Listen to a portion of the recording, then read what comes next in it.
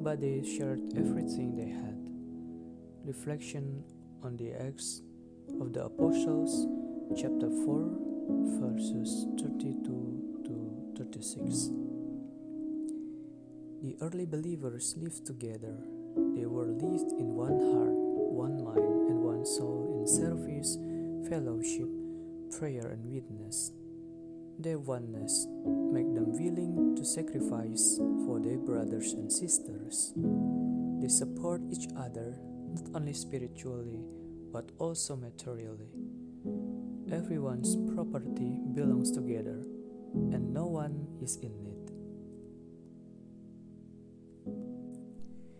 It is interesting that no one claimed that any possessions was their own. Now we live in a culture where people value privacy very much. Many people don't want to be disturbed because they are having their quality time. This is my time to watch movie, this is my time for blah blah blah, etc. Meanwhile, many people are also proud of their ownership. This is my life. This is mine.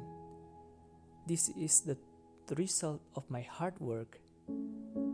Often we see on social media many people showing off their possessions.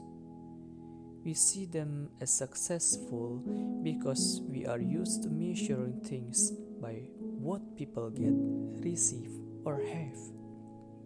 Yet everything becomes invalid after death. Living only to hunt and defend property will be in vain after death. Why don't we become human beings who measure everything by what can I give or share?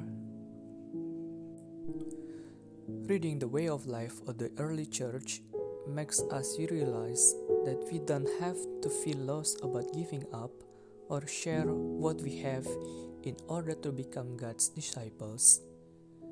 Driven by the love of Christ, the early church was willing to sell its possessions to be presented for the continuation of God's work, one of which was diaconia. Everything we have is a gift from God.